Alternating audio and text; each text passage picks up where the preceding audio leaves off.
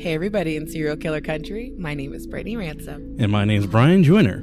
And this is When Killers Get Caught, a podcast devoted to deep dives into the lives and psyches of the killers we love to learn about.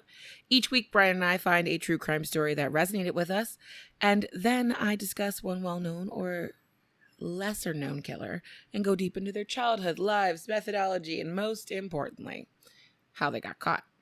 And then we'll get a little spooky and we'll learn something about cryptids and the supernatural.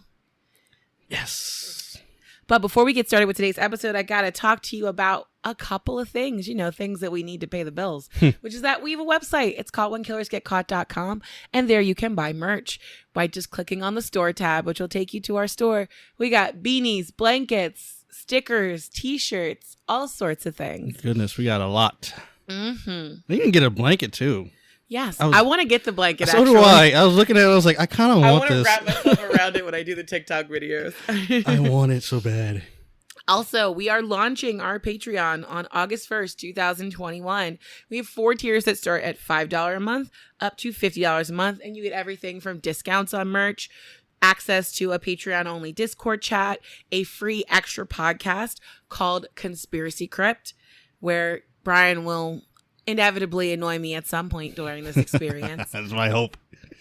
You can play video games with us on live stream.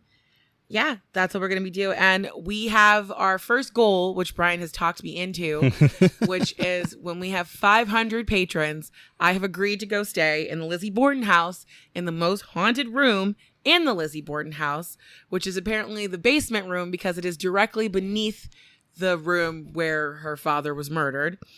We'll do a live stream there as well as participate in a ghost hunt. So see the smile on my face. It's very exciting. It's not that I don't love ghost things. It's that I like to watch them on TV. I have no desire to be there when the ghost arrives.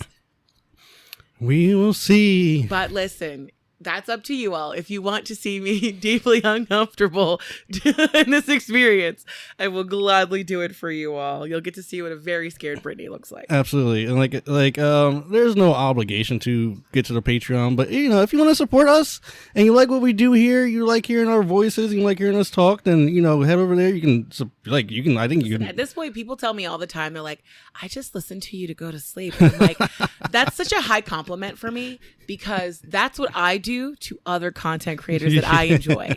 I listen to them go to bed and I have to think people do that for me. I am ASMR right now. Oh my God. I don't know. I don't think I'd be good at that. I'd be bored after a little bit, but regardless, that is what we wanted to let you know about. These are all the things that we're doing. Very exciting things. Yes. And this week in true crime, I ended up sending you this link early because I had to save it. I forgot about it. I just skimmed over a little bit. But what I happened to come across this week is that a Law and Order actor has been indicted for murder. How ironic. Ooh, is it criminal intent or? He was on SVU. His name is Isaiah Stokes. Oh, so it was. Was his crime a special victim unit or no? He was a guest actor there. He was indicted for murder in what is, the article literally says, a brazen afternoon shooting. So. Yeah. It happened in Queens, and the indictment came on July 17th, 2021. He's accused of firing a gun into a parked car in Jamaica, Queens, on February 7th. What? The guy in question died from the injuries. Oh. And that's wild too, because in New York City, guns are big deal. If you are caught carrying a gun, mm-hmm. you get 10, 20 years. Oh, wow. So it's to curb the murder rate. Yeah. So yeah. They reached out to, CNN reached out to his people to see if there was a statement. Nothing's been said, but it was just the irony that made me go, huh, you used to be on a TV show that talked about murder. He was a guest star actor. Mm-hmm. I guess that's how you say it. And so no one knows why he did this thing, huh? He just shot some random dude in his car. Yeah, we don't have a lot of information on it right now. He was also on Power. Rescue Me, Boardwalk Empire, Oh. Blue Bloods. He does a lot of like cop shows, or so. Oh, the irony is so thick in this one. You can taste it. Yeah, he hasn't been in that much stuff. He only like his first thing he was even in was in 2006. But yeah, that's the headline right now. So yeah, he was definitely his last thing that he was in at all was the TV show Power. So yeah. I guess he was trying to do a little something, be an actor. It's not really working out for him. He was rehearsing a role that he was going to be playing. That's what it was. Yes, the guy didn't really die. He's just, they're just doing a whole. Apparently at first he was trying to be a singer, and he had a song called "I Love You, Isaiah." Oh. And it played for a long time. He also had another song called Pleasure's Paradise that also did pretty well. And then he was an actor. So there you go. Go figure. Yeah. Well, that was my story for the week. Okay. Guess what? What? I have an actual crime this week. All right. Well, it's someone who committed a crime. Whatever. Anyway, so my headline reads, 3 decades later, Georgia man is charged with killing boy. Okay. So this takes place in Marietta, Georgia. Marietta, Georgia. I only know Georgia city names because family was down there. I think I know a couple. Not really. I think I know Marietta and then Savannah. Savannah. I've driven through Georgia a lot. Macon. No. Which is where my great grandmother's from, but everybody says it's awful now. And I'm like, oh, maybe that's what she left. Yeah, well, also probably racism. It was probably like the early 1900s. They probably didn't feel too safe to live down south. I was about to say, if you remember from the Lake Lanier episode. Yup. So yeah. Oh goodness. Well, yeah. So I guess so a convicted sex offender. He's been arrested 30 years after his crime of assaulting an 8-year-old child, a boy. Fuck? Like what way? Like he punched him or? So no. Oh. No. I was gonna be mad at him for just being a bad person, but now I'm mad at him for lots of reasons. Yeah. So his name is James Michael Coates. Okay. He's 56. So he's facing charges that are murder, aggravated child M-word. And this took place in 1988. So like I said, 30 years ago. So got you. Okay, that's why it's news. Yeah. So yeah, I like this one because justice is served. Finally, you gotta, it's hopefully going to be served. Right. Who knows? Yeah. But yeah, he was taken in custody on Friday. Was it Friday? On Wednesday, actually. So he got stopped at a traffic stop. So when he rode in an Uber, he was riding in an Uber, he got stopped. Okay. I don't know how that happens. How'd you get? Well, the Uber probably got stopped. Maybe they checked everybody's ID in the car. Maybe. But or maybe they had a warrant out, or they found out who he was. So basically, he was arrested after, guess what? DNA evidence collected from the crime scene linked him to the killing. Is this the guy who did a DNA test like recently? 23andMe, I don't think. Yeah, I saw one recently where someone did a 23andMe and they discovered that he was a rapist like many years later. Oh my God, no! But I think I remember you saying something about that. But no, not this guy. Not like that. Okay. No, I don't know how they got the DNA evidence. It may have been through a 23andMe or Ancestry. Mm-hmm. That's becoming a real hot spot right now. I know, right? Or like what'll happen is that somebody else will take a test and then ultimately that's how they it's kind of messed up.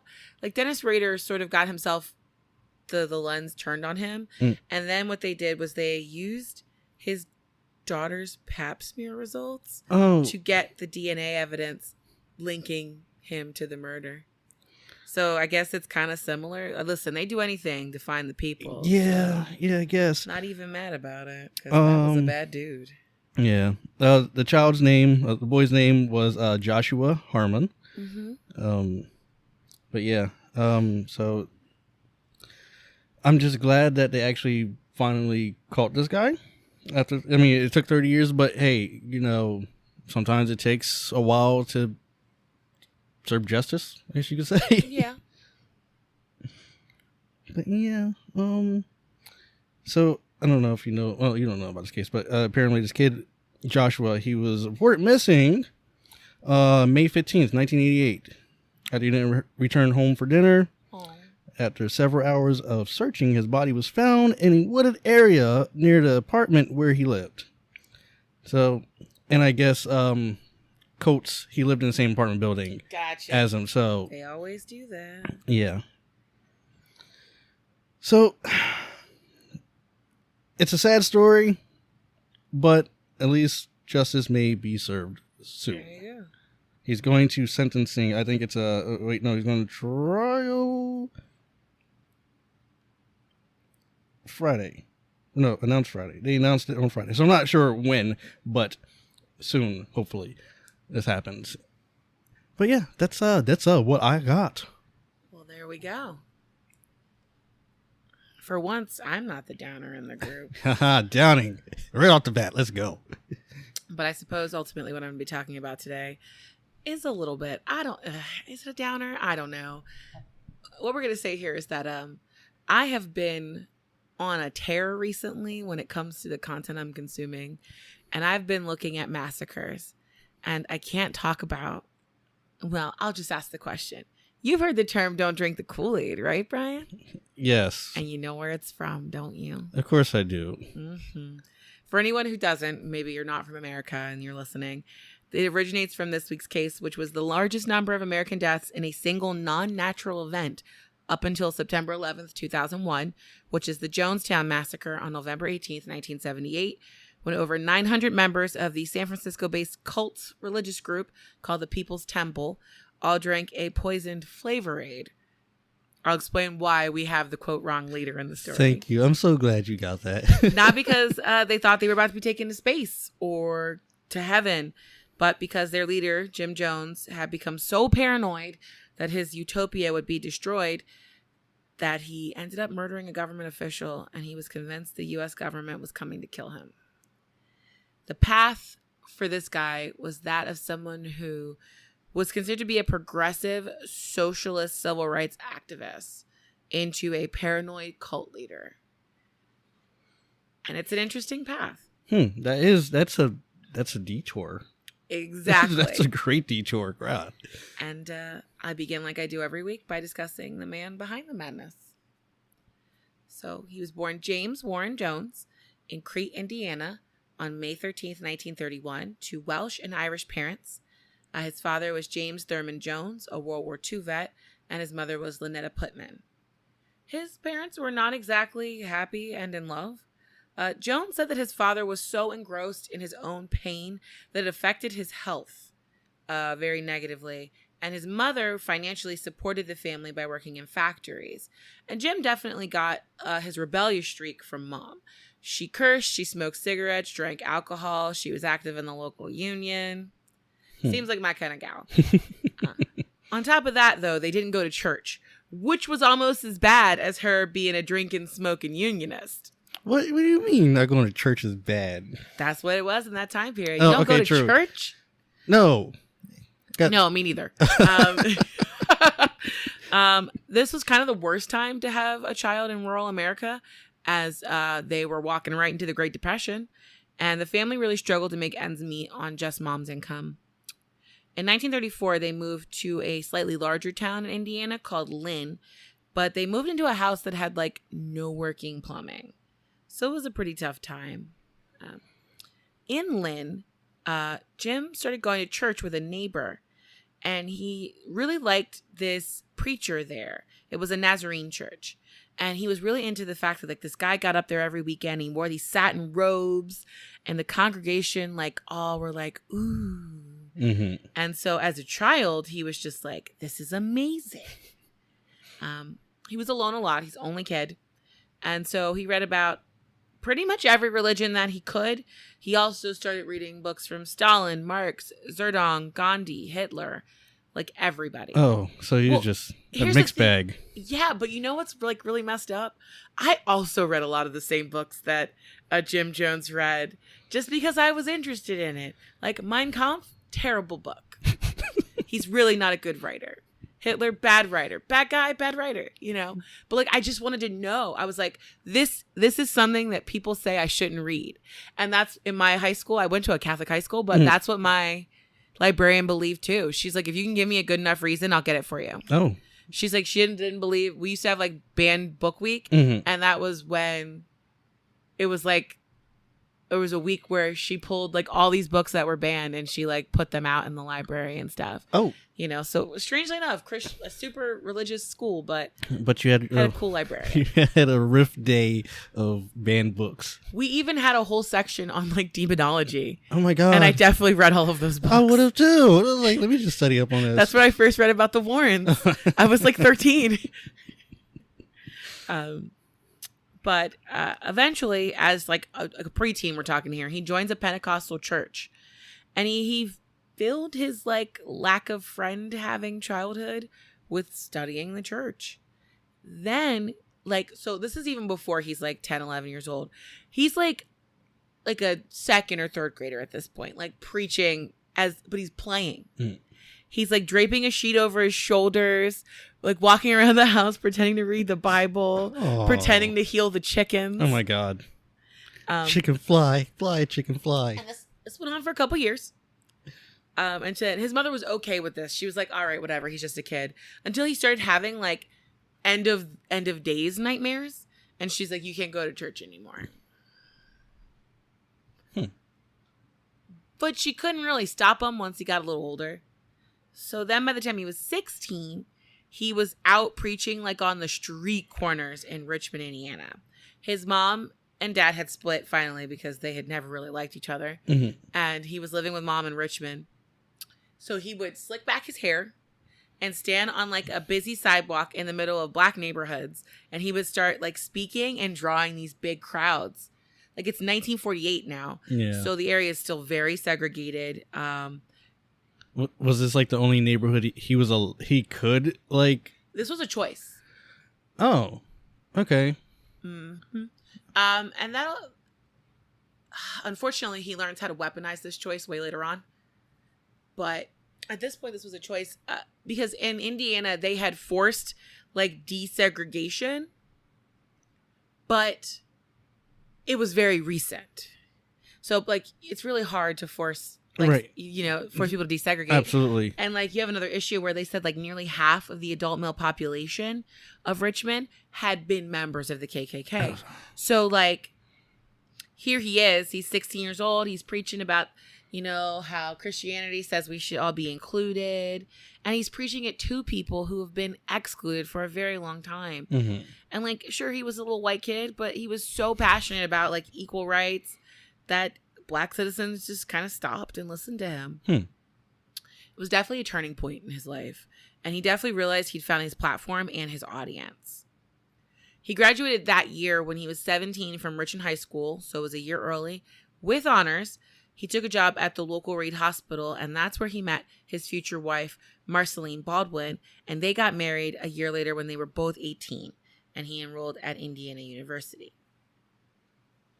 He became a student pastor at the Somerset Methodist Church in Indianapolis, where he immediately pissed people off by trying to force the church to integrate. It didn't go so well. You can't force these things. When he brought Black families to come into the church, like white families walked out, which is so interesting, you know, because what he learned is that like it's one thing for the congregation to sit there passively and agree with these fiery sermons about a better America and God says that everyone is equal, but it's a whole nother thing to actually sit next to Black people on the same pew, isn't it? Yeah, actions speak louder. That's what they say. So in 1951, he was 20 years old. He started going to meetings at the Communist Party USA in Indianapolis. Okay. And he got to see the Red Scare firsthand when his mother was interrogated by FBI agents. He and his mother had gone to go see Paul Robeson sing in Chicago, and the FBI actually showed up at his mom's factory job and made a big scene in front of all the employees there. Then they did the same thing to him, and he got fired from his job. Are you kidding me? Wow. It's very much what we were doing in this like era. Yeah, just going to people's job though and making a big scene. Like, this is my livelihood. Like, you can come to my house and ask me these questions, but that was on purpose. At the time, he considered himself to be a communist, and he was definitely testing the waters of this, just to decide whether he could discuss it at school. He was getting himself in trouble. He was also very openly unhappy about the trial of Julius and Ethel Rosenberg. I don't know if you know much about them, but they were a couple that was accused and convicted of spying on the U.S. government for Russia. And a lot of people don't believe that it was true. Many people, just like Jim, thought that they were just victims of the paranoia around the Red Scare. And people were, scared of the Ruskies. Mm-hmm. And both of them got executed at Sing Sing prison. Oh, wow. So one of the ways that Jim realized that he could teach Marxism was through his work with the church. So in 1954, with the help of a Methodist district superintendent, he was able to open his own church. He had witnessed some faith healing services at a Baptist church, and that really piqued his interest. He very quickly realized that faith healing ministries made a lot of money and that their followers were very devout. Now, when you say the faith healing, you're talking about the guys that like walk around. They come around in like their tents and stuff, the mega tents. Well, that's how it used to be, but now they have the mega churches, and the people walk up and they touch the person's head, and the person falls back, or they like smack the crap out of them, and you're healed. Yes, I'm absolutely talking about that. That is something that Jim Jones did. Lovely. So what he did was he picked a community that had been forced to desegregate. And he went door to door telling the community that his church was going to be about community unity and faith healing. And it started out pretty small. But within 2 years, he was ready to move to a bigger building. But he needed to raise money for it. He put out this massive religious convention. And he invited other faith healers. And after that event, he created the People's Temple Christian Church Full Gospel. I never knew the whole name of this stupid church. Because it's always every article just calls it the People's Temple. But the full name is the People's Temple Christian Church Full Gospel. Oh my God. And then later on he shortened it to the People's Temple. Because, of course. Yeah, I'm not going to say that every time I want to go to church. I mean, not that I would go, but Yeah, I'm going to the People's Temple Christian Church Full Gospel. You going? Oh, yeah, that place. Let's go. So he actually was a real minister. He got ordained twice. First by the Independent Assemblies of God in 1957, and then again in 1964 by the Disciples of Christ. He studied how to manipulate people. And he did it by reading two people in particular. One person is Father Divine, and the other is Hitler. Oh. Yeah. And actually, when he spoke to Father Divine, maybe I should explain who Father Divine is. I was about to say, was that one of the healing guys, or the pastor from his church or home? So Father Divine, he's that's the name he was known as, but is Reverend M.J. Divine. He was a African-American spiritual leader, and his full self-given name was Reverend Major Jealous Divine. He was also referred to as the Messenger, and yes, you're absolutely right. He was one of the big faith-based healers during his era, but he was he died in 1965, so before Jim Jones went completely off the rails. They were friendly. And he had this doctrine. Oh, wait. I remember this part. That Christ existed in every joint of a follower's body, and that he was God's light incarnated to show people how to establish heaven on earth. But when Jim Jones got to speak with Father Divine told him, you need to find an enemy for your congregation. And they need to make sure they know who the enemy is. And it's a way to unify the church, and it'll make them look up to you. Jim decided he was going to be progressive. And so the enemy were the people who were keeping Black people and women and poor people oppressed. I mean, the government? That was something poor folks in Indiana could get behind. Well, kind of. It's not surprising that he's very much anti-U.S. government. You just say he was a communist. Yep. So in 1960, he gets appointed as the director of the local Human Rights Commission by the Indianapolis mayor, Charles Boswell, because he is pushing a really like progressive, we're all one, we're all together, we can love Jesus and also not be racist. Right, yeah. Boswell really liked his message, but he was just like, listen, you are putting a target on your back, Jim. He's like, just keep a low profile, do the work. And Jim was like, absolutely not. So he went to a meeting with the NAACP and the Urban League. And for folks, I forgot we do have international listeners. That's the National Association for the Advancement of Colored People. It is an old name from when we referred to ourselves as colored people. And the Urban League also worked towards helping people of color. But he got on stage and he told the crowd that they needed to be more militant. And he ended his speech by saying, "Let my people go." Oh, my God. This was filmed. oh, my God. I did. He pushed for racial integration of churches, restaurants, a local telephone company, amusement parks, theater, local hospital, even the local police. When hate crimes were committed in black neighborhoods, he would show up, he would comfort the family, encourage them to stay there and stand their ground. He would set up sting operations to prove that restaurants weren't serving black customers, even though they were supposed to. Mm-hmm. In 1961, he ended up like collapsing, and he was accidentally put in a black ward in the local hospital. And he told the staff there, he's like, "No, it's okay. You don't have to move me." And then while he was there, and this is how you know he's just such a good salesman. So while he's in the hospital himself for having like passed out, he starts making the beds of the other black patients and emptying their bedpans. Oh my God. God. Doing too much. Well, as I'm sure you probably guessed, he probably wasn't treated too well for this from the other white-owned businesses, and they were very critical of him. It was pretty common for them to show up at church and Nazi symbols would get tagged on the building. Once he found a stick of dynamite inside of the coal pile in the church, and he would get like threatening calls that people threw like dead animals at his house. Weird stuff. Oh, wow. And it's so interesting because like I didn't think about this, but World War III, like in the 1960s, we were definitely worried about the process of World War III. Did you say World War III? Yeah. In the 1960s, we were worried about there being a World War III. Okay. That's what the Cold War kind of was. We were afraid that, there was going to be a bomb every week. Like, my dad talks about, like, there were things about, like, there were, what do you call those? The drills where the kids were supposed to hide under their chairs. Right. Bomb tornadoes. Bomb drills. They were, like, the news would tell people how to deal with radiation poisoning.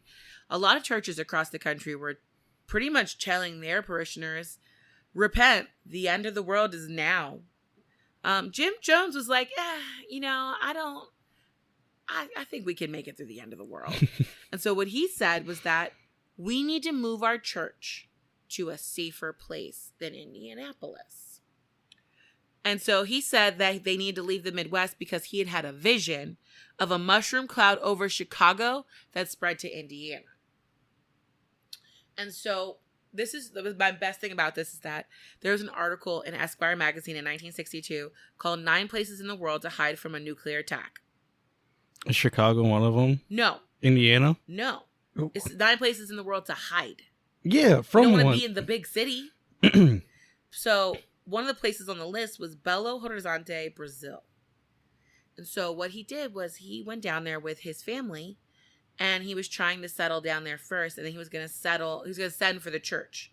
He bought a 3-bedroom house. He tried to study the local economy, local religions. He couldn't speak Portuguese, and he had a hard time down there making money. And for 2 years, his church actually suffered a lot. And finally, some of his like hardcore members who were still there were like, "Listen, Jim, only 100 people show up every week now." And so he abandoned the concept of them going down to Brazil, and he came back. So they went from 2,000 a week to under 100. Oof. He returned with his family to work on the church, and the numbers started increasing again.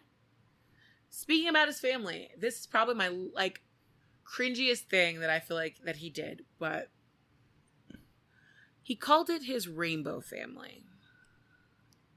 And he started adopting different children from different races. His rainbow family. His rainbow family. That's so gross. It is, isn't it? It's fucking gross.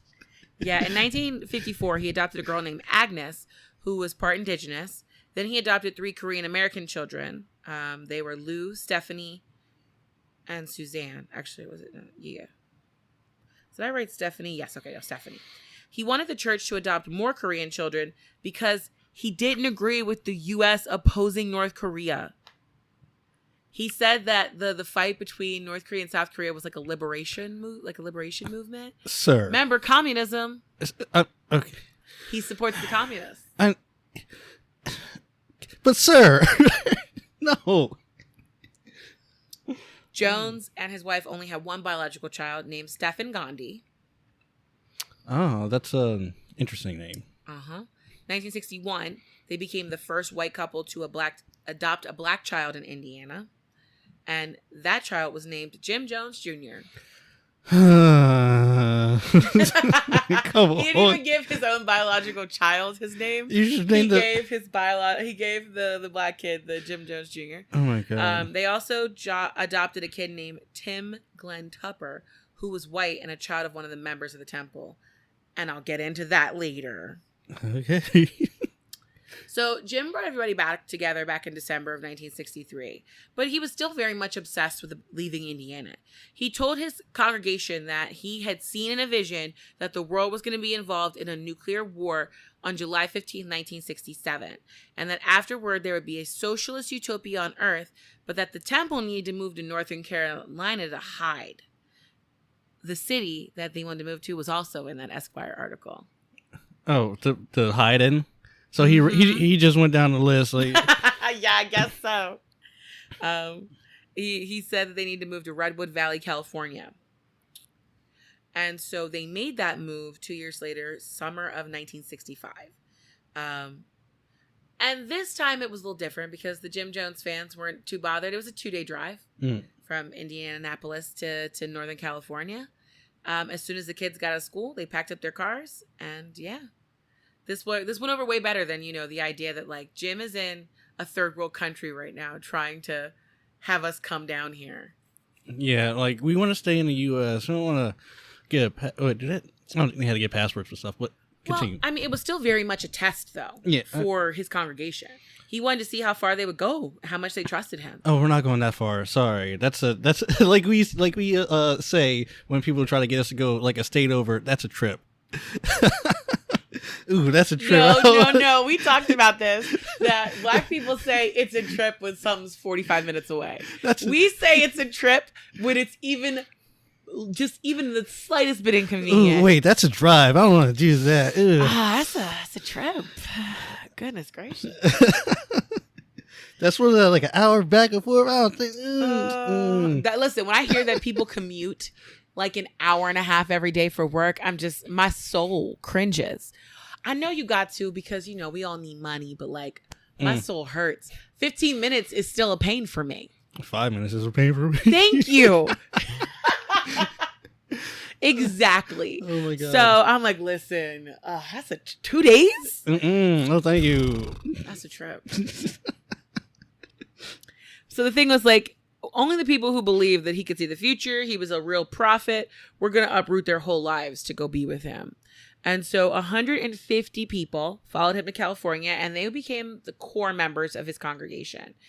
And these 150, these core members followed him to the end of this story. Jim was not passive, though, about his parishioners that stayed back, though. He used every manipulation tool that he had to get them to join. He told some people he dreamed about them dying in Indianapolis.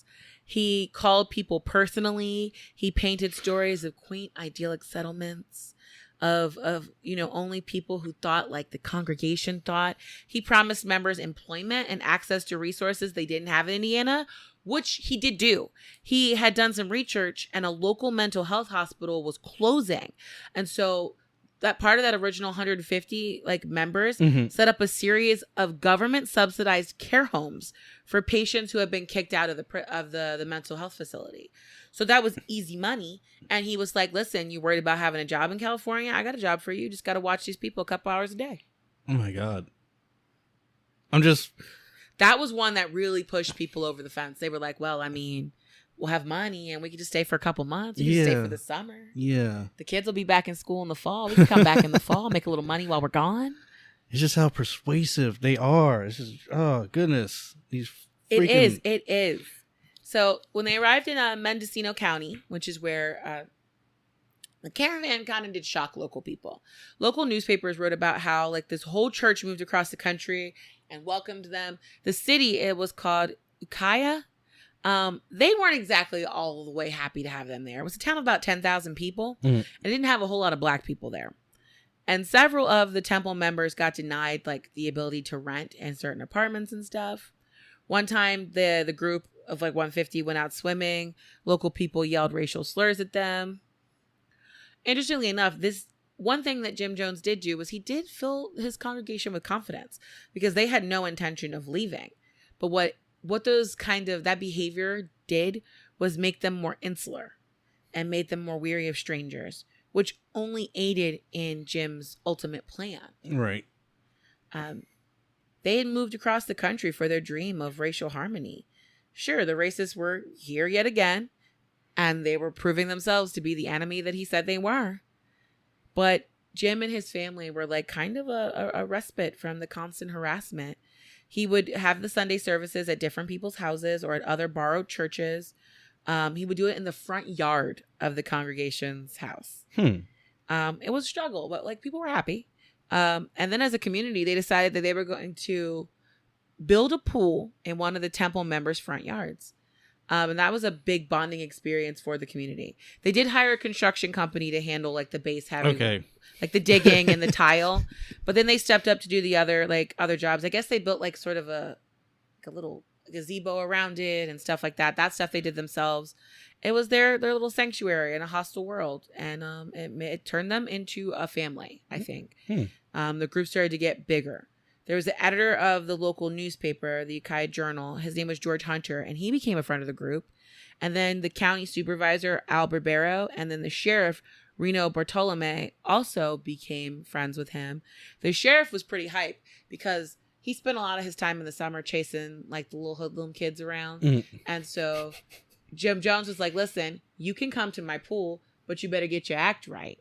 Oh, to the kids? Yep. Oh, okay. And so they agreed to do what he said if they got to, come to the pool. So the sheriff was like, this is great. Now I can actually have the people who work for me do their jobs instead of chasing these kids around. And since the sheriff was happy, that, added to them getting support from people, attacking them. And then Jim, further, creating this bond, gave the local police station money for equipment that the police needed that they weren't getting from California. Wow. Yeah. Wait, wow. Oh, goodness. They were getting a lot of money, huh? Weren't they? They were getting a lot of money. Yeah. Remember that Faith Healer thing? People love that. Yeah. That ties an author in.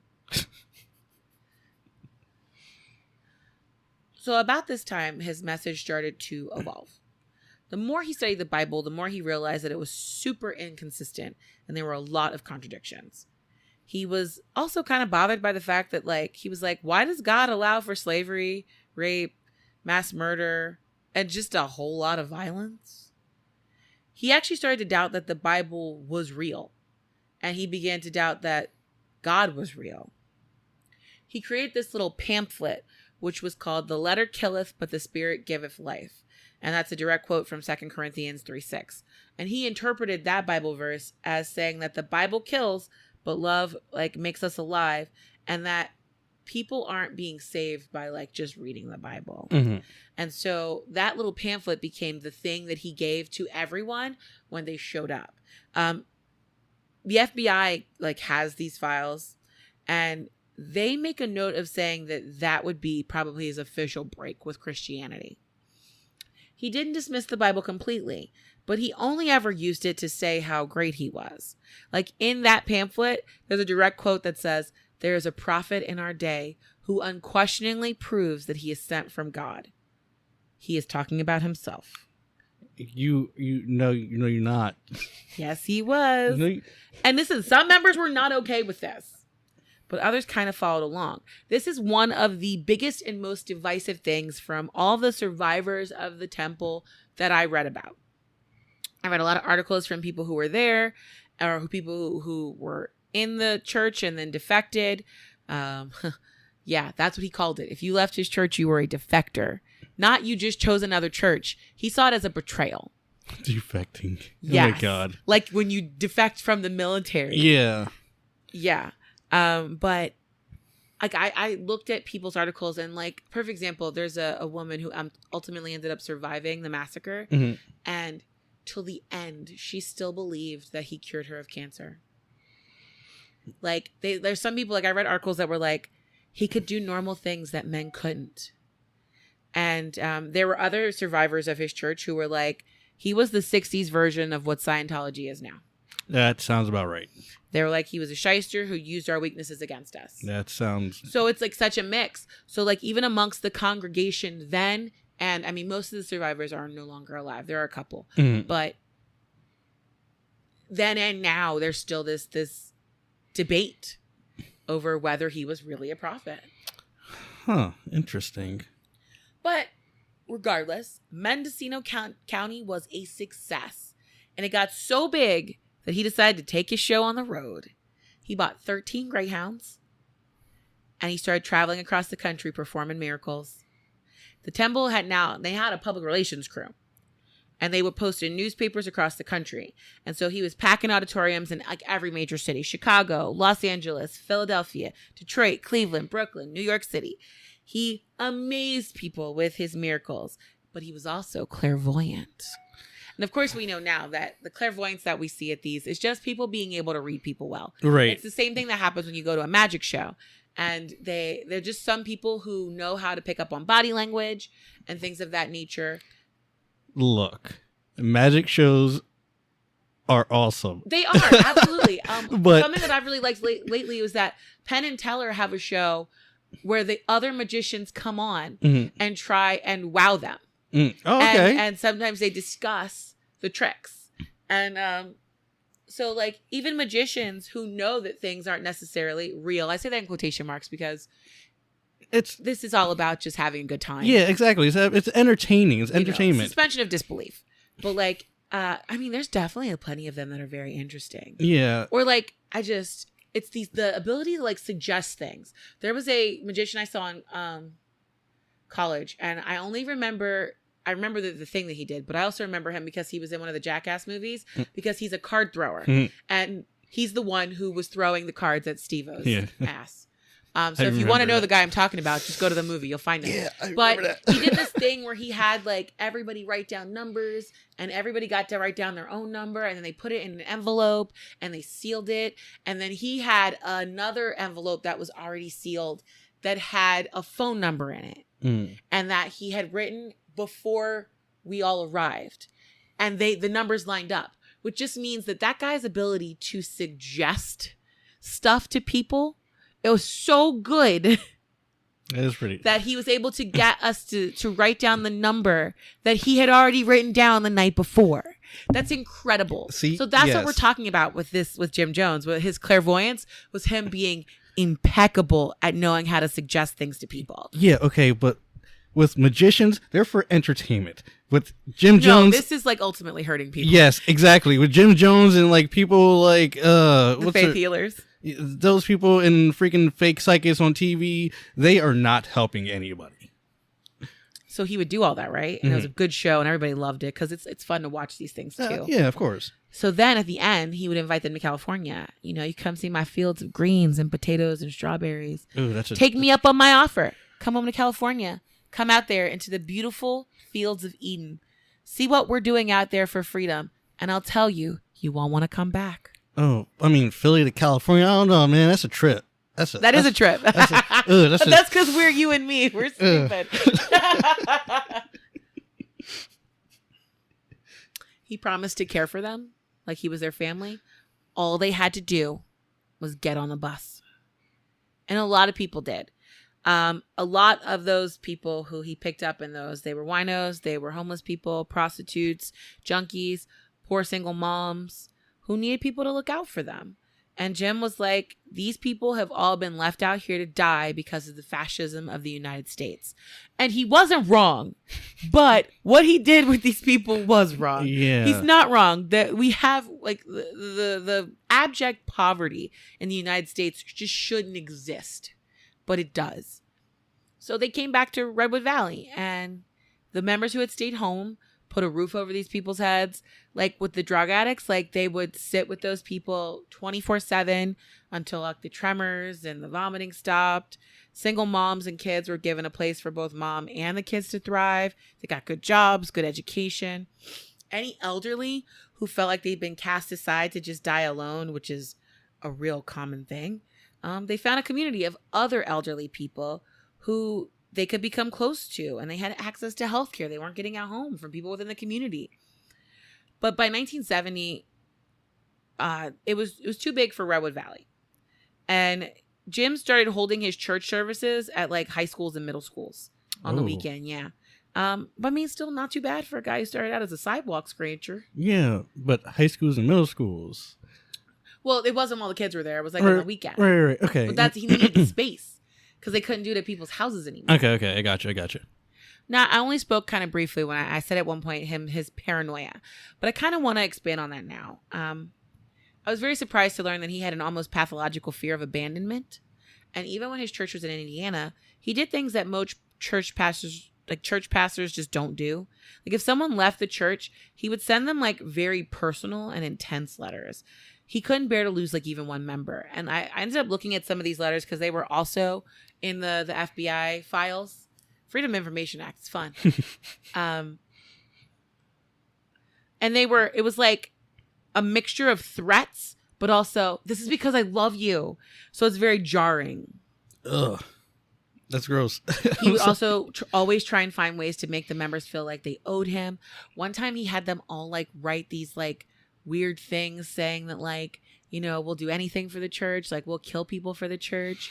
And, one of the members was like, I can't do that. I might lose my job for saying I would kill people. So he like changed it and wrote that he would like waste anybody. The same thing. To get around it. He started having these like members only meetings, and he would have them like sit and talk about like hypothetical situations. What would you do if someone hurt father, as he liked to be called? Oh my God, no, fuck you. Yeah, yep. Sorry.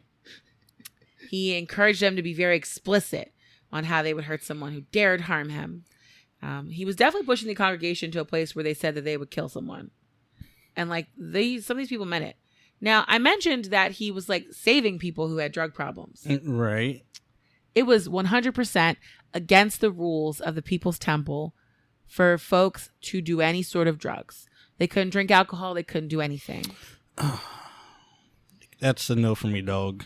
It is a no for me, dog. But no alcohol. No, thank you, sir. Jones had a drug problem of his own. Oh, so you hypocrite. Okay. Mm-hmm. And the worst thing, though, was that he was drugging his congregation. When they ended up doing the final search down in Guyana, they found a huge stockpile. Quaaludes, Demerol, Valium, Thorazine. And if you remember when we discussed Herman Mullen in episode 13, he was put on Thorazine. Mm-hmm. So was Andrea Yates. It is a very powerful antipsychotic medication. A lot of people who take it say it makes you very drowsy and it slows you down. Just like Quaaludes, just like Demerol, just like Valium. He used these drugs for people who spoke out against the church. To keep them drowsy and quiet, huh? Uh-huh. He would lace their food. Oh. So it might be like, oh, we're having like an event at Stacy's house, and we know that like Tom has been talking that talk. Mm-hmm. And so they would very quietly lace Tom's sandwich and make sure that when he came up to get the food, they gave it to him. Sir, you want us to trust you? You're drugging everybody? Only the people who were a part of this with him, like the higher ups, even knew about it. Oh, no. Okay. And Jones' drug problem was getting pretty bad. Like there were reports, like during sermons, he would be like, "Oh, I have to stop and take my medication." My pills. Mm-hmm. And he would tell the congregation he didn't want to take the drugs, but he had to. He also started promoting women's liberation in a real not so good way. So he told the congregation that marriage was for the bourgeoisie and they didn't need it. And then he started having a lot of affairs with men and women. My direct quote from him: "My love will not reach you if you put a piece of flesh between you and me." Excuse me, what? What he would also do is like a family would come across the country or come from another place to Redwood, right? Mm-hmm. He would separate the family. He would put the kids with another group of people. He would put the husband somewhere else. He would put the wife somewhere else. And there were reasons for that. He was dismantling the families. That one white son who he had from a woman in his congregation was from one of those affairs. Oh, my God. Most of the women who he was having these affairs with, he encouraged to get abortions. He actually bragged to some of his friends that he was sleeping with the people in his congregation, not for any reason, but because he knew if he was sleeping with them, they would stay connected to the cause. He didn't particularly care for them. I hate you. Okay. So I said that he put the kids in separate places, right? Right. So wait, okay. When you separate them, separate homes. Mm-hmm. So to other people in the community. So he forced people to adopt these children, or force these children. So it might be like people. a house where this lady teaches all the kids, so the kids are staying with her. And then, this woman, she's going to work with these women in the fields. So she's going to go live with all the people who work in the fields. And he's going to work with the people who cut all the wood. But it also had another purpose, because without the parents there, that definitely broke like the parental bonds between them and the child. And the children are much easier to indoctrinate without mom and dad around. That's upsetting and making me... It is. And the next part's going to be even more upsetting for you. And I'm sorry. The next step in dominating the congregation is just like every other cult. He convinced them that he needed to physically punish members of the church for crimes against the church. And just like in pretty much every other cult, the children were the main victims of these abuses. As those families were broken up and sent to different areas, the discipline of these new kids fell onto those church members who barely knew them, which meant they had no reason to really care about it. If by chance you happened to be around when your kid did something that they perceived as wrong, it was demanded that you publicly whip your child to prove your devotion to Jim Jones. And the crimes against the kids weren't just the beatings. He did this other thing that's super awful. He would take the child into a dark room, and then this creepy voice would be over the loudspeaker, and it would say "I am the blue-eyed monster and I'm going to get you." And then he would use the paddles from the electroshock machines on the child. So that's what the blue-eyed monster was. It was the two pieces. Oh my God. He there was another a lady who survived, and she had a journal that they found down in Guyana, and she wrote different things that people got in trouble for. Mm-hmm. So one of the ones, they made an older teenager box a younger child who stole something. They moved from a whip to something called the Board of Education. Another kid got his crime was 120 hits with the Board of Education for calling someone a crippled bitch. And they ended up stopping at 70 because he was fucked up. Once a 3-year-old bit another child, and they made him clean the floor with a toothbrush all night, and then he bit another one the next day. So then they made someone bite him. What the fuck? After all the disciplines, you were made to say "thank you, Father" over a microphone. And then to prove that the abuse was justified, the following week at church, he would report "Oh, this person's doing so well now. Don't talk about me. No. They haven't done anything wrong. Don't. And that just kind of justified that was "Oh, look, it works. We beat Tommy last week, and now he hasn't done anything wrong." Don't talk about me like that in front of everybody. Don't put my business out there like that. He would do it at church. Oh my God. But they'd already seen you get your ass beat. Yeah, but come on. Yeah, we already talked. Everybody already saw. You don't want to talk about it no more. This is pretty jacked up too. Like even with like the abuse, like hitting the teenagers, because a lot of the teenagers who were attracted to his church were kids who were they were already fucked up. Right. Yeah. You know, and they were attracted to this because it seemed like a place where they would be accepted. So at some point, Jim Jones decided no one's allowed to leave. You were called a traitor. You were called a defector if you left. Well, in San Francisco, he began the process of creating Jonestown. This was going to be a socialist paradise, a sanctuary from all the media scrutiny he was getting in San Francisco. It was going to be a model communist community. It was also 4,000 miles away. In Guyana, which is a country to the east of Venezuela. You probably haven't heard of it before because it's pretty small. And his thought process there was like, once people were there, I can control them 100%. They can't leave. And you can't really question me. Mm-hmm. So in July of 1974, 16 of his church members... Okay, this is so funny. It's not funny. So they got a guy who had never like sailed a boat before to sail from Miami down to Guyana. It took them 10 days. And I don't think that trip is supposed to take 10 days. I think it just took 10 days because they sucked at it. Oh my God. Well, he didn't know what he was doing. Exactly. Oh, so they arrived in Georgetown. They registered. They made the perilous journey through the jungle to Jonestown. And between 74 and 77, it was just that group. In fact, when the government learned about this, they actually sent some people down there and they were like, what are you guys doing? And interviewed them, and they came back to the States and were just like, they seem like a bunch of good people. But your face. I'm sorry. Over the next few years, they started moving people down slowly. In 1977, everything was ready. And that's when Jim Jones and the rest of the congregation moved down to Jonestown in Guyana. Jonestown didn't go the way that Jim wanted it to, though. Down there, he was no longer the king. See, the community he had let these other people spend 3 years building for him, they had set up their own small society. Mm-hmm. They didn't need him to recruit people anymore. They already had everybody.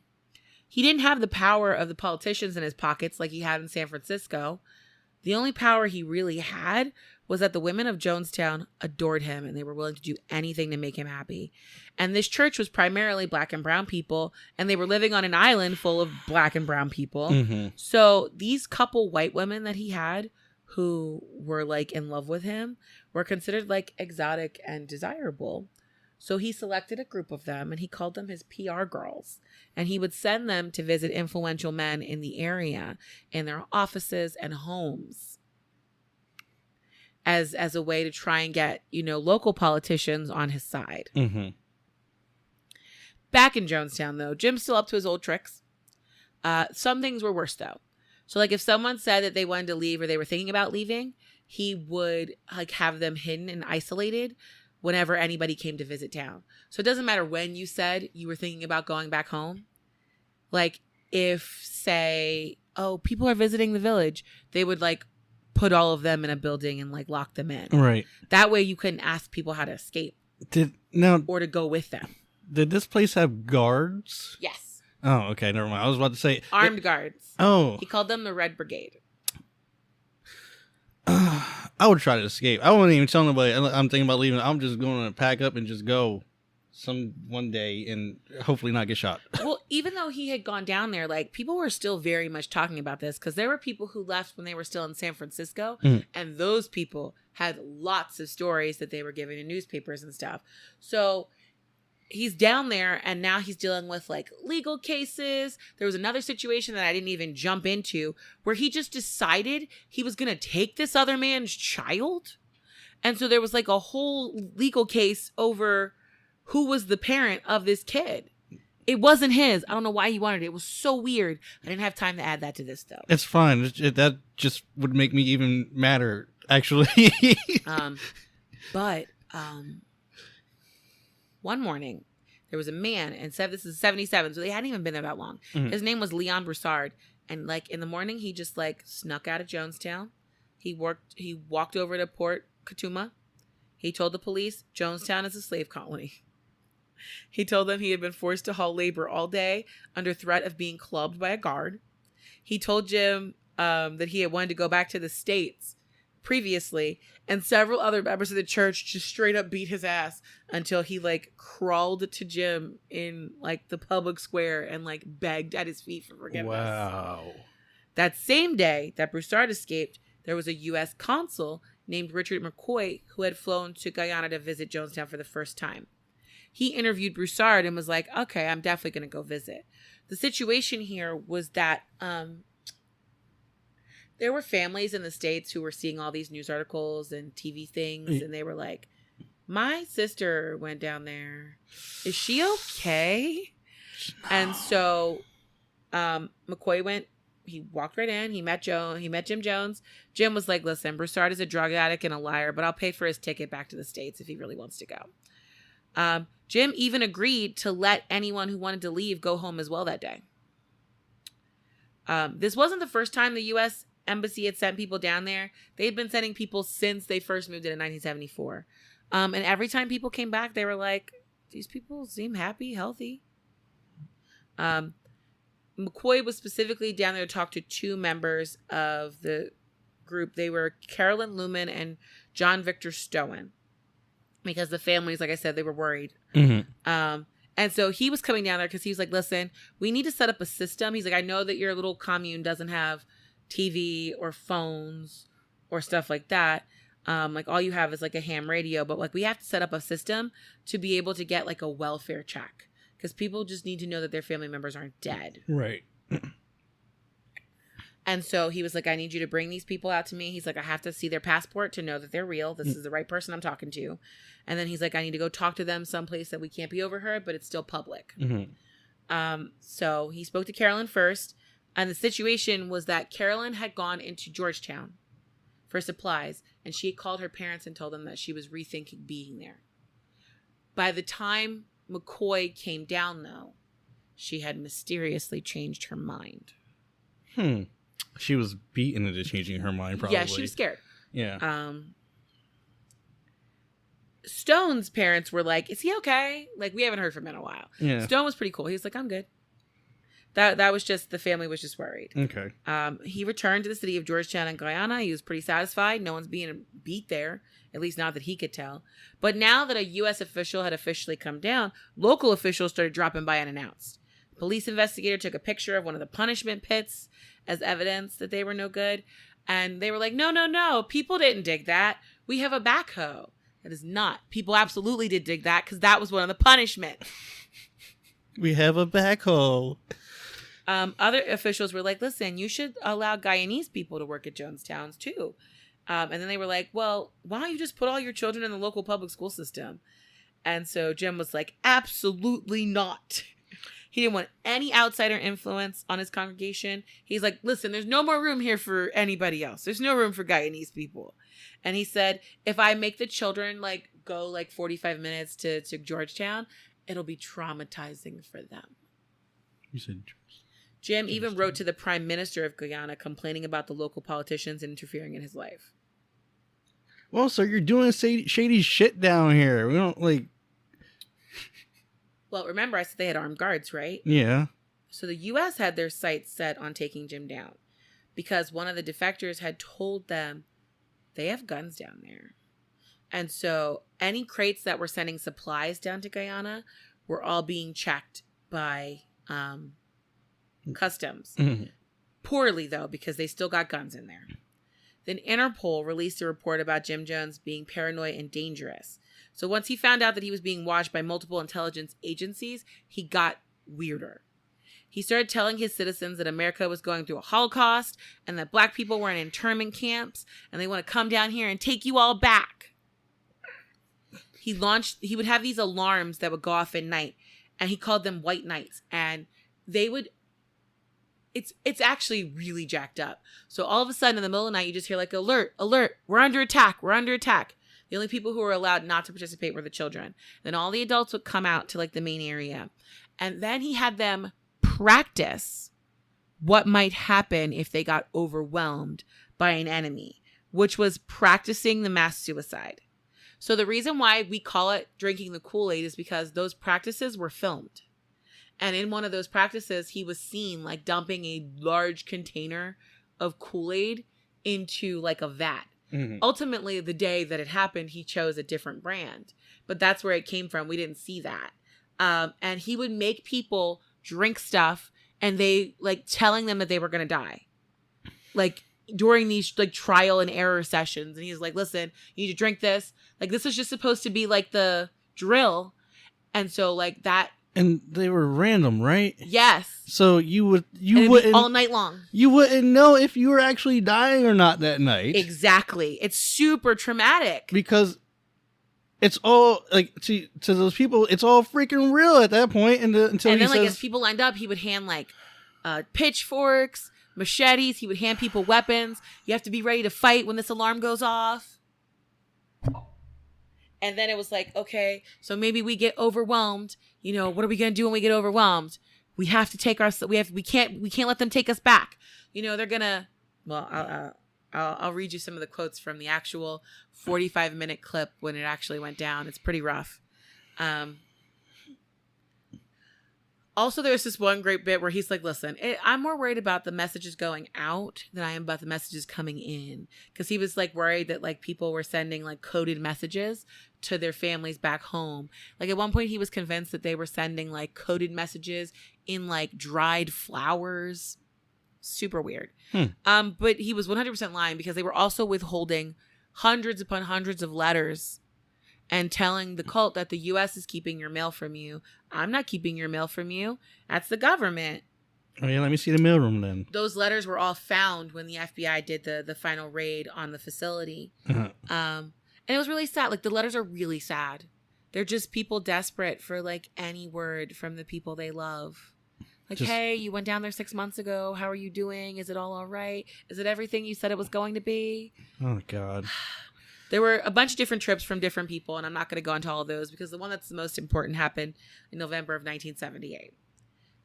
That's the one everyone's aware of. That's when Congressman Leo Ryan went down to Guyana himself. Mm-hmm. This entire time they're down in Guyana, the media is there's still exposés being written, everything. So he's like, you know what? I'm going to go down there myself and see what's happening. And that way I'll be able to tell if they're just, this is just media being salacious or if this is the truth. Mm. He brought with him several family members of Temple members, an NBC camera crew, and different reporters from different news articles, like newspapers. Mm-hmm. They traveled from Georgetown to Jonestown on November 17th, 1978. Jim hosted a reception for them at the Central Pavilion on the property. And that night at dinner, one of the Temple members passed a note that was meant to go to Ryan to an NBC reporter and was like, help us. Please let us go with you. And everything seemed pretty fine. Ryan was like, people are kind of lean. They look like they're not eating enough, but this seems all right. And then right before they left the next day, a member of the Temple tried to stab the congressman, so they all kind of left in a hurry. Oh my God. With 15 members of the Temple. Okay. Who were leaving as well. Okay, awesome. So they got people out that wanted to leave. Jim was like, yeah, it's okay. They can go. He had no intention of letting them go, though. He sent the Red Brigade to follow them. Oh. And the Red Brigade, like I mentioned, were his armed guards, and they showed up at the airstrip before the people were allowed to leave and opened fire on the entire group. Leo Ryan was killed, along with several photographers from the San Francisco Examiner. One of the women who was trying to escape, she was also killed. Jones knows exactly what he's doing. Mm-hmm. And if the Red Brigade is successful, he also knows what he's doing. Right. After the fact. Yeah. So he's in full panic mode. He sets off the alarm again. He's like, I literally just set the U.S. government on me. Yeah, you sure fucking did. By attacking a U.S. senator. That was your fucking fault. He was definitely worried they would come and take him and Jonestown away. So he set out that final plan that he had been having them prepare for, the mass suicide. There is a 45-minute audio clip that you can listen to of him convincing everyone to drink the purple flavor aid. And the worst part about this is that they forced the children to drink it first. You absolutely can hear the children crying in the audio. It is absolutely gut-wrenching. He tells them that it's because the powder inside of the drink is bitter, not because the death is painful. I'm not sure if he knew that what he did in making the kids do it first, but it very much was demoralizing. And this was the moment where a lot of the adults there kind of lost their will to live. Mm-hmm. Also during this time, while there was chaos, a couple people started running into the woods. Like away. Just to hide. Okay. They were like, we're just going to run into the jungle. Yeah. We're going to take our risks with snakes and other animals. Fuck it, you're not poisoning me. People definitely lost their will to live after watching their children die. On the tapes, he tells them that the Soviet Union is not going to offer them safe passage because of the Red Brigade's attack, and that this is their only option. He said it was better than they kill themselves and be killed by the U.S. military, who are going to drop down on them in parachutes in any minute. They'll torture our children. They'll torture some of our people here. They'll torture our seniors. Like I said, he had been stockpiling cyanide for 2 years. Oh, wow. So he had been planning this for a very long time. That day, over 900 people died, including Jones, his wife, and Lou and Agnes. It was a mixture of grape flavor aid, a sleep sedative, and cyanide. So he was at least trying to have them fall asleep before. But that's not really how that works, because the cyanide begins working immediately, and it takes time for the sedative to go through your system. So, like, they were crying because their body was exploding from the inside. They found Jones with a gunshot wound to his head at the center pavilion. Autopsies determined that it was self-inflicted. The photos from Jonestown are chilling, and they're everywhere. Like, if you are interested, someone listening, they're all over the place. It's just bodies all over the place. Nobody look it up. Now, Stephen, Jim Jr., and Tim survived because they were members of the People's Temple basketball team, and they had gone to an away game in Georgetown. Oh. And several days before the mass suicide, Jim had called Stephen and been like, the senator is coming. You need to come back. Mm-hmm. And Stephen was like, no. And you can't make me. Oh, nice. I think he was like 18 or 19 at the time. That teenage rebellion, yeah. Yup. Yeah. I'm like, teenage defiance saved him and his brother's lives. Fuck yes. The boys actually, when they found out what happened, they tried to go to the embassy to get help, but they weren't allowed in. And so then they went back to Jonestown, and they were some of the first people to see what happened. Stephen somehow got accused of being a part of the murder and spent 3 months in jail. I wasn't even there. Exactly. Other members of the basketball teams ended up being stuck there helping to identify all the bodies. Jim Jr. ended up going back to the States, where he was under surveillance for several months while he lived with an older sister who was a Temple defector. Stephen was released, and he's currently a businessman who lives still in the U.S. He's married. He has 3 daughters. He's appeared on a couple of documentaries about Jonestown. Jim Jr. actually lost his wife and unborn child at Jonestown. She was still there, and she drank the concoction. Mm-hmm. He returned to San Francisco, eventually remarried, and he has 3 sons. 85 people survived the Jonestown massacre. Most of them were not on the property at the time of the event. Like, some of them just ran into the woods. One woman, however, was there, and I talked about her earlier. Her name is Hyacinth Thrash. She was 52 when she joined the People's Temple. And you know her, yeah. Her name is Cynthia Hyacinth Thrash. And she said when she heard the alarm, she talked to one of her friends, and her friend was just like, something bad's going on. I don't know if I'm going to go outside.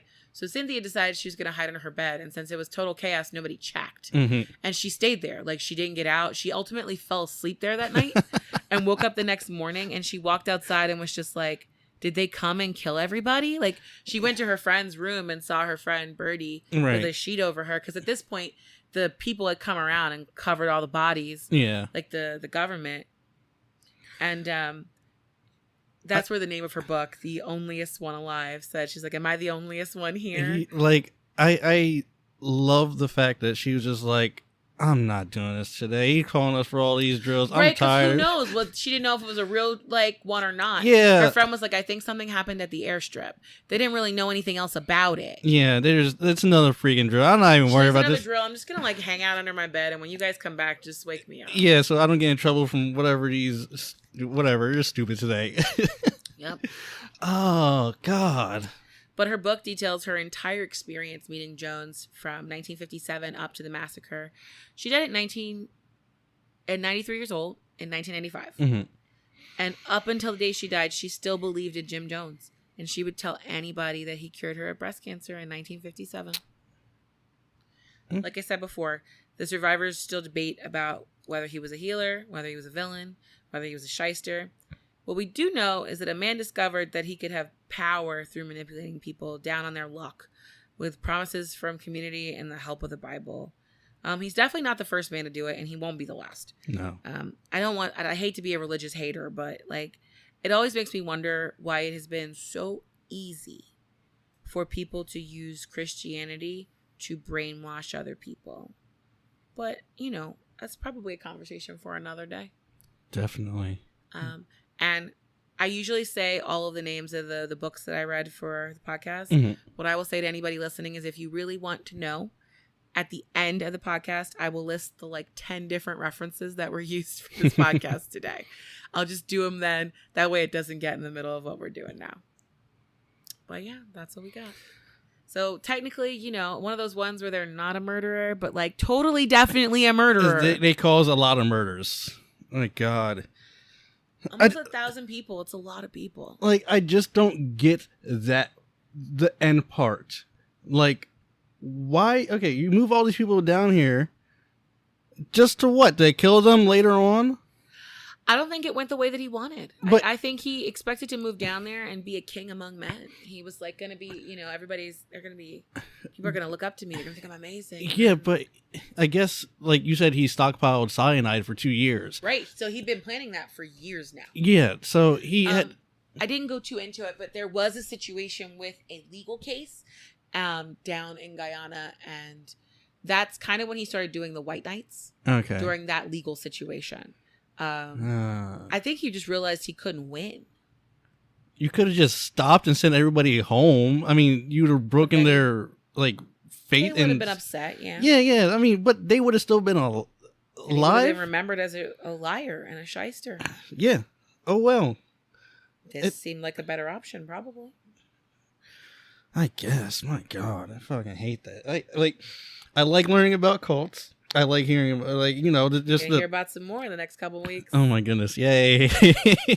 But talking about massacres. But it's infuriating as well. Just listening to it, and there's no.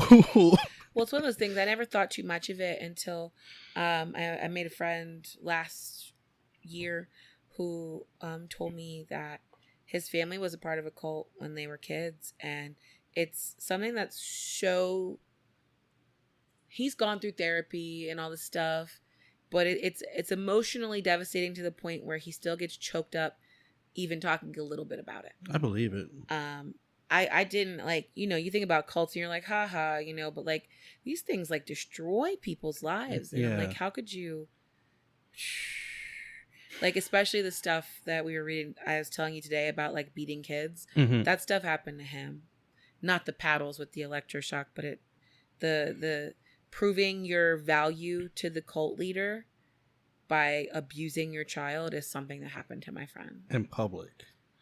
It wasn't always in public, but he has no positive feelings about school or anything related to education because if he got bad grades, he got beat. If he got good grades, he got beat.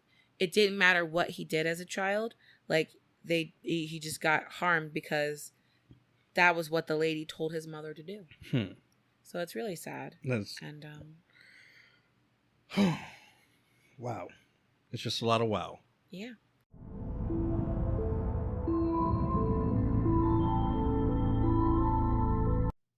When Killers Get Caught is sponsored by the Magic Class Boutique. Now, why does that name sound so familiar? Well, it's because it's a business ran by our very own Brittany. That's right, the Magic Class Boutique is not only a black-owned business, it's a woman-owned as well. This is a jewelry company that makes some pretty awesome earrings, ranging from cute little sushis to spooky mermaid skeletons. There are even adorable self-defense keychains for those just-in-case moments. And introducing the Serial Collection. This set of earrings is based off of serial killers and the official merch for the podcast. This collection features everything a serial killer would need to pull off their crimes, from hunting knives at the beginning of their crimes to warning keys for when they eventually get caught. Check out themagicclasp.com today, where you can use our promo code CAUGHT to receive 15% off of your online order. That's THEMAGICCLASP.com and use promo code CAUGHT for 15% off. And make sure you tell Brittany that I sent you.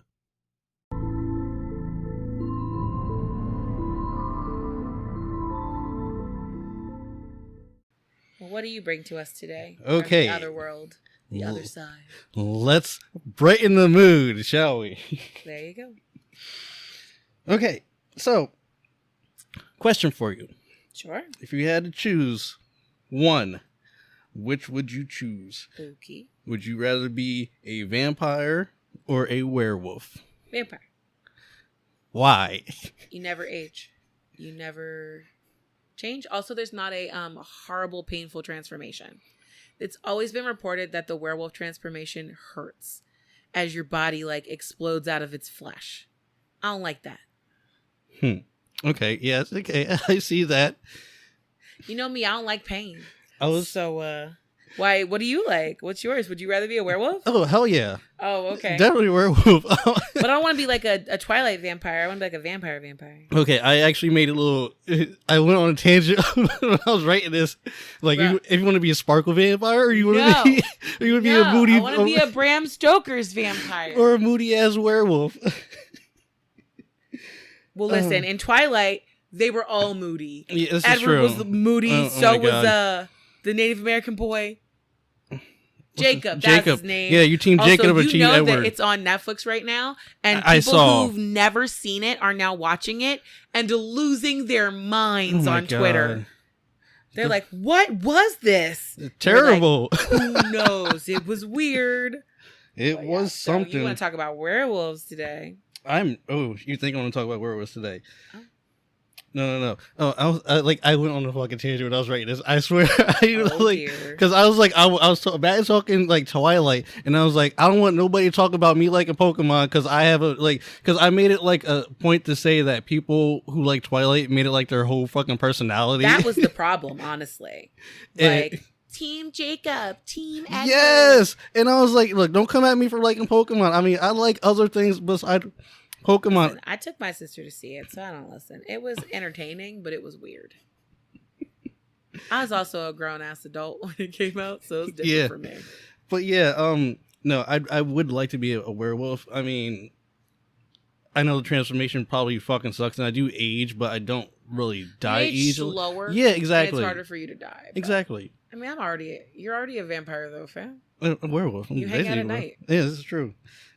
I give blood to vampires. I'm more like Nosferatu or is there Igor for vampires? Oh my gosh, you love discussing Igor. Anyway, but yeah, no, I don't like vampires. Who like fucking Blade? no, thank you. Actually, that would be great. I mean, that would be awesome. I'm not Wesley Snipes though. But anyway, today I will be telling you the tale of the Striga. Striga? Striga. That sounds familiar to me. I feel like it's been referenced in something that I watched recently. It's spelled Strzyga. Striga. Yeah, something like that. Is it like Swedish or Swiss or something? It is Polish. Ah, okay. I was like, this sounds Eastern European. Yes, and when I looked this word, I looked the topic up and stuff, and I was like, why does this name sound familiar? And it's sort of a name of a JoJo character. Oh Lord. Yes, bringing JoJo's Bizarre Adventure into the podcast. Every time you can. But I'll get more into that after I start explaining what this creature is. Mm-hmm. So it's a creature. It's actually described as a demon. Okay. So it's not a werewolf. Oh. It's not really a true vampire, but it may be where people have got the idea, the inspiration for vampires from. Mm-hmm. Well, I mean, it definitely did pick up steam. We talked about that last week in the podcast about like Europe being the place where the vampire lore just took off. So this makes sense that it came from a Polish country. That would come from a Polish country then. Yes, this is a demon with vampire tendencies. All right. So I don't think I know anything about it. I think I've heard it mentioned in like another like vampire show. Okay, yeah. They like talked about it. So the JoJo character, his name is Strazo, Mm-hmm. is in the second version of the second season of JoJo, and he's sort of like a vampire type of person. So I was like, oh, okay, well I guess maybe they got that from this. I doubt it, but anyway. Well, that's like every time I like talk about a certain killer on TikTok, people are like, this sounds just like this character in American Horror Story. And I'm like, yes, because American Horror Story gets their information from true crime lore. They really do. And paranormal lore. They really, really do. So this creature is from Slavic mythology, and it is literally described as how I picture Geminis to be. Yeah, I'm starting fights today. Okay. I got Gemini in my chart, but so do I. So let me describe. Let me give you like a little description of these little things. Well, they're not even little things. So these strega are like born with 2 sets of teeth. Okay. 2 hearts and 2 souls. Ooh. This is usually. That's why I think Geminis. They're just monsters with 2 souls and 2 hearts and 2 sets of teeth. Well, they're supposed to be twins, but regardless. Exactly. Exactly. So they're usually female. I'm like, it's just a thing. They're usually female, but they can be male as well. They are usually driven from their home, from their villages when they're at a young age. Okay. For being thought of being evil spirits. Okay. And they usually just die in like the forest or somewhere. Okay. But when they die, only one of the souls dies. Ooh. It's the humanity part of them that dies. And the other soul takes over their body, which becomes the demon. So they come back as this demon, like a full demon, like they were half demon. And they go back and they murk their village. How dare you release me to the wilderness to die? We'll get to that later. Yes, revenge. So people who are known to sleepwalk, or people who are born without. Who can't grow armpit hair, or what? People cannot grow armpit hair? I would like to be one of those people. I guess that'd be awesome. Or children who are born like babies who are born with like full sets of teeth. Oh yeah, that's really creepy when that happens. Yeah, they are thought of as being these Strega as well. Well, the funny part about that though is, remember we learned about the fact that like you are born with all of those teeth. Look, they just don't come down. So all that happened was just a little extra growth. They just moved down from your face. That's all that is. But sorry. That is horrifying to me, though, that little toddlers are walking around with those teeth up under their eyes. Oh, my God. Imagine breastfeeding with a little baby. He just has all the teeth already. There's danger there in that mouth. My nipples already. I love how you just grabbed your chest like you breastfeed. Look, I know. It hurt me. I don't know why. It hurt me just to think about it.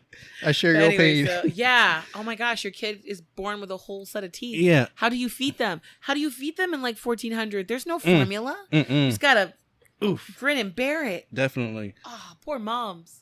So people who then again, never mind. They were throwing those babies out in the woods. That's true. Yeah. Those. Oh, my God. Exposing them to the wilderness. People who were accidentally buried alive during epidemics and managed to escape their graves. Happened a lot. Just digging through the dirt with their hands, and they just look dehydrated. They're all like, looking half dead anyway. Yeah. They are thought of as Streza as well, just because of their hands and how they just look like messed up. Okay. From being buried alive. Now remember when I said they're like vampires? Yes. Well, that's because they feed on human blood. Right, that's right. And actually, they feed on human blood and their entrails as well. Okay, I don't like that part. We can leave the meat part behind. So, what do these things look like? What? You said they have 2 sets of teeth. Yeah, that's cool. That's all you know about them, right? Well, they often look like normal people in the beginning. Okay. Except that they have gray or like bluish skin. Dead people's skin? Yeah. So the more the person, so I guess when they die and then they come back as a Streza, lack of oxygen. Yeah. The more they live out this life as being fully demonic and stuff, they begin to develop bird-like or owl-like features. So they start to grow wings. Like, have you ever seen like a harpy? I like it. You've seen a harpy before? Yes. Okay, so think of a harpy, but like a little bit more buff harpy. Like something that's like it arms and wings. They have feathers. They have claws on their hands, and their toes as well too. But they got long pointed ears. They're just harpy-ish. Now they're not pretty anymore. Now I don't want to be one. I have pictures. Hold on. Let me see if I can find a picture. Pull one up real quick. This is like the main picture I saw of one. So think of that one. Oh, that's horrible. Like buff, but with wings. See, I like the sexy factor of vampires as well. Though I do love with werewolves how you can like be you be normal. Yeah. Except for like one night a month. Exactly. So like I would definitely rather be a werewolf anyway. I guess that's true.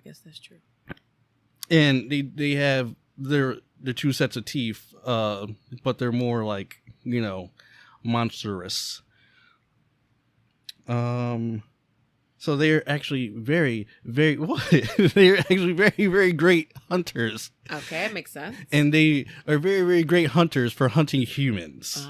Well, I mean, I feel like we're probably easy to kill, honestly. Yeah. So like, just imagine like you walking around at night down the street, or you like get lost in the woods, and then you see this thing just swoop down and just. You know why I wouldn't get lost in the woods, Brian? Because you don't go. I don't go in the woods. We have to go into the woods next week at work, and no one's excited about it. Oh my God! All the teachers are just like, "Oh, do we have to go in the woods?" But my boss was like, "We're only gonna go on one hike," and I was like, oh, "Okay." So yeah, just imagine like this human-sized bird thing swooping down and picking you up. That is frightening. Kind of sounds like, I don't know, like the Mothman or like the Owlman. You're right. Oh, an owlbear. Oh, those are a thing. Oh, my God. D&D. So these creatures are nocturnal, right. And they sleep in their graves in the day. Mm-hmm. Sounds sort of like a vampire. You know how they sleep in their coffins. I'm not sure if vampires really do that, but that's from the old lore. So exactly. But at night, it's time to hunt. Right. So at this point, where they're living in their graves, they were fully, like I said, fully demons, and they had to feed off the life force of others, mainly humans. They suck the blood and eat the entrails of their victims. Now these creatures, they can feed off of animals for a short period of time. Oh, okay. But then they get the hunger. They get that like, this squirrel is good, or that deer, it tastes pretty good, but that really hits the spot right now? Jim, right down the road. Yeah, that's right. You're getting rid of Jim. Jim down the road. He looks pretty tasty. Let me just go hunt him down. Goodness. Accent is breaking through. Oh, your accent from last night's game. You're right. It did come back. Oh my goodness. So they fly around, disguised as owls at night. So they're just disguised as giant, like big barn owls, just flying around. But when they swoop in to attack their prey, that's when they change, and you can see the monster that they are. It really is. Yeah. Hey. Like they never attack victims when they're in their owl form. Listen, that's okay. Yeah, I know. I like it. Now you brought up the revenge earlier, right? Yes. So Strasia, or sometimes known to attack people who have wronged them in their previous life, like ones who have chased them out of their village. That's right, my kind of people. To make my kind of beings. To get revenge on their other soul, or for their other soul. And that's right. Here's a little, I guess, Mothman-ish type of thing. They can also be heralds as well. Oh, showing that bad news. Yeah, of somebody's imminent death. So, like, it's something that's going to happen to you, like, real soon. Like, bro, I feel like everything shows your death. If you see a ghostly version of yourself, you're gonna die. Like, it's a lot. Yep, that sounds like my big booty Mothman. Makes you wonder if that's what it's based off of.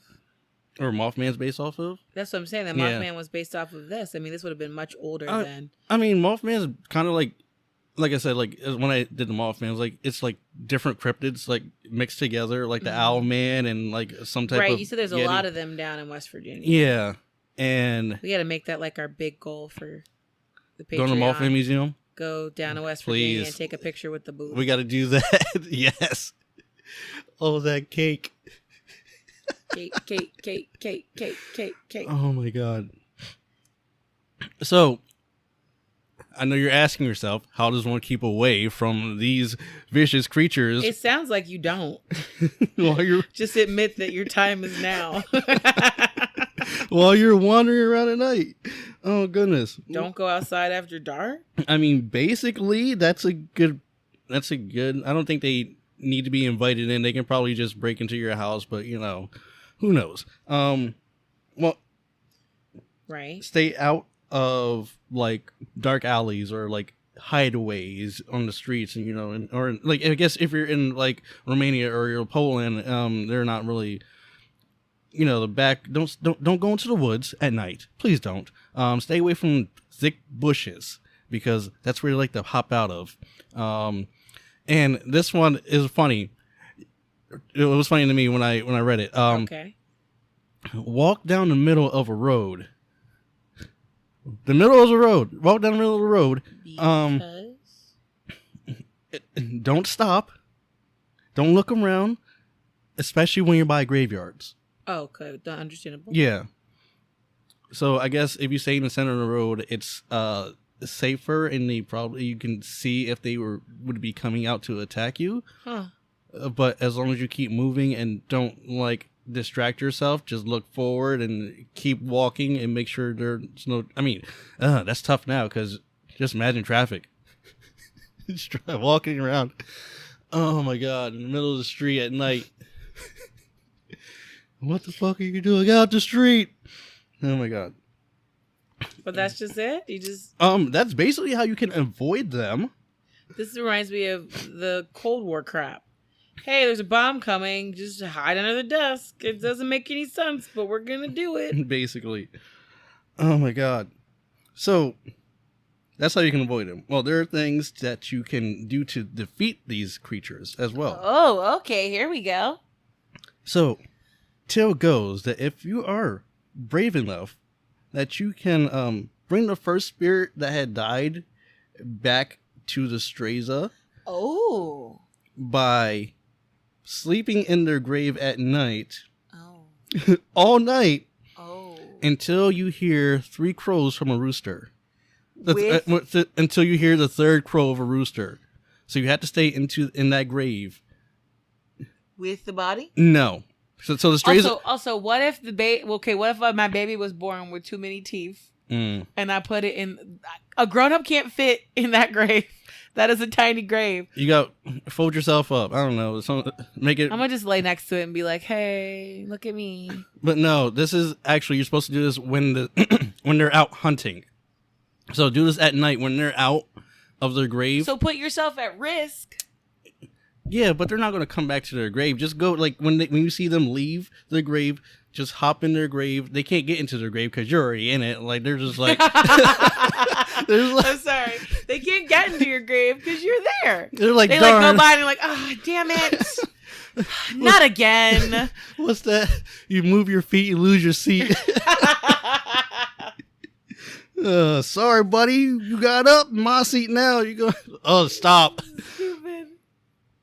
Oh my God. But I also read a tale that if that people, when they buried people who they thought were these creatures, they would bury them face down. Oh yeah, that's pretty common in old times. And then they would put a sickle behind their neck so that they couldn't rise back up. So it would like behead the body if. Yo, that is such a useful tool for the zombie apocalypse. Why have we not been doing this? If you just put a sickle, or not even a sickle, you know what you could do? Use some like razor wire. Yes. And put it right at the neckline at every single coffin. When they go in there, listen, I love you, Grandma, but if you come back, I'm going to need you to not come back. You're going to die as soon as you wake up. Thank you. I'm going to have you like just force yourself through the little, and then you're headed, and then we don't have to worry about the zombie apocalypse. There you go. There's my new plan. So I don't come back as a zombie. When I die, you just have to like, you have to impart this. I'm going to leave it up to you to explain this to my father, Brian. Why I need to have a line of razor wire strung across the coffin. Oh Though God. honestly, I vibe more with the concept of being cremated. Oh yeah, definitely. Turn me into a diamond or something. I don't know. Something useful. Oh goodness. But yo, that's such a good idea. I know it is really cool. It's a really cool idea. Brilliant. I do like that. It used to be like, oh, they're like, oh, we buried them face down so that like the ghost or the zombie would get confused and not know whose house to go to. Like, nah. And I'm like, nah, just behead him. He's done. Yeah. Some are beheaded before they are buried, and their heads like placed in a different grave. Also a good idea. Yeah. Just in case, you never know. This is also a funny way to defend yourself against Astraza. You can slap them with your left hand, and I guess it protects you from something because the left hand is also evil. I guess I'm not sure. Okay. I'm not sure. I'm left-handed, so I'm evil anyway. So Nah. whatever. You're evil.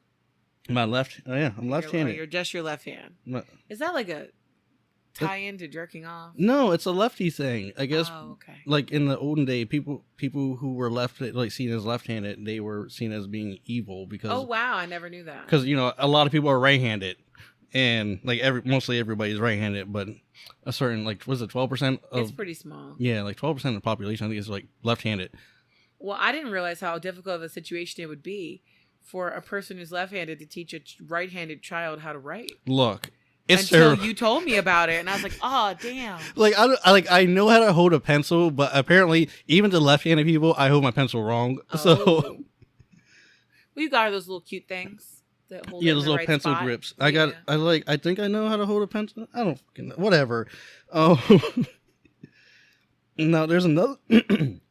There's another method to preventing these creatures from rising. It's by putting a flint in their mouth after you, I guess you have to exhume the body first and then blow them up. No, you have to put flint. I just put a piece of flint in their mouth. A piece of flint, not flint and steel. No. Put flint in their mouth, bury them again, outside of the village,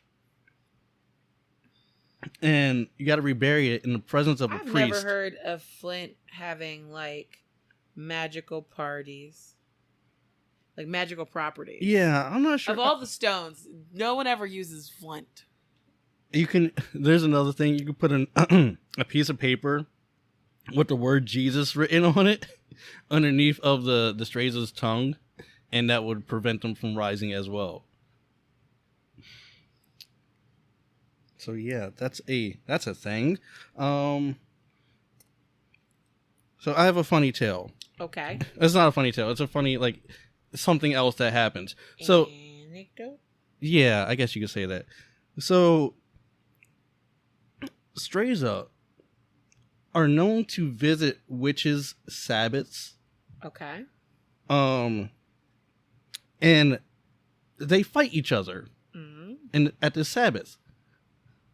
I'm not sure if it's the witches in the Strayza or just the Strayza that fight at the Sabbaths. I'm not sure. It wasn't really explained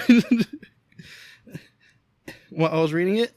But if a human or I guess a mortal stumbles on the Sabbath and they see this fight going on, then they themselves are beaten up. And when dawn approaches, they lose all their memories from the event. And I don't know why. It was just funny. Like, it's just like stumbling across like a street fight, and then you're just staring at it, and then the people in the street fight see you staring, and then they just start running after you to beat you up. It's just like, that's just what it reminds me of. I'm like, oh shit, no, I didn't do anything. No. Oh my god. But that's definitely an interesting one for sure. That's what I got, and that's like I said, it's like it's supposed to be like a origin for like vampires, but you can tell it's also like the Owl Man is based off of this somehow, and then freaking Mothman has to be like somewhat involved in this as well. But that's what I have for my cryptid this week. Well, there you go. Ugh. Well, yeah. I don't know. That's pretty good. I liked your story. Oh, good. I'm glad you liked it. And like everything we always talk about, we got our website that has all of our links to everything under the sun these days. Yes, if you didn't hear in the beginning of the episode, it is whenkillersgetcaught.com. And we're going to be launching the Patreon on August 1st. Lots to do. And you'll get a free 30-minute episode every week. And that's just the lowest tier of us talking about conspiracy theories. Yes, which you know how much Brittany loves to talk about. We'll see what happens. I'm open-minded. Yes. But yeah, for anybody who was listening from the beginning, I do want to let you know today's source material is a lot. So I'm just going to go through. I read the Guyana Massacre, the eyewitness account by Charles Cross, Lawrence Stern, Richard Harwood, and Frank Johnston. I actually did a Freedom of Information Act request and used the Jonestown FBI files. You can get them. Oh, really? The Suicide Cult, the Inside Story of the People's Temple Sect and Massacre by Marshall Kilduff. 1,000 Lives by Julia Skieries. Raven, the Untold Story of Reverend Jim Jones and His People. That is by John Jacobs and Tom Reederman. The One Leas, One Alive by Catherine Hyacinth Thrash. And They Were Gone, Teenagers of People's Temple by Judy Bebelar and Ron Cabral. Salvation and Suicide by David Chittister. And Cult City by Daniel Flynn. So, yeah. The more that I get into these things, the more outlandish list of things that I have. At some point, I'm going to put these all on the website. Right, yeah. But there's so much to do and so little time in a week. But thank you so much for listening. Thank you so much for supporting us. Yes. Thank you guys. I guess do this little blurb as well. If you want to email us anytime during the week, you can email us at cultpodcast@gmail.com. Yep. You can find Miss Brittany on TikTok at Cult Podcast. You can find me on Twitch at Foxy Trainer every Sunday, 6 p.m. I'm trying to make it 6 p.m. Okay. I try to make it to 6 p.m. 6 p.m. to 10 p.m. Just playing whatever or scary games. I'm trying to find more scary games to play. But anything else? That's it, right? That's our general stuff. Yeah. Links to all those things can be found through the website. So absolutely. Just go to the website. Check it out. And have a good night. Bye.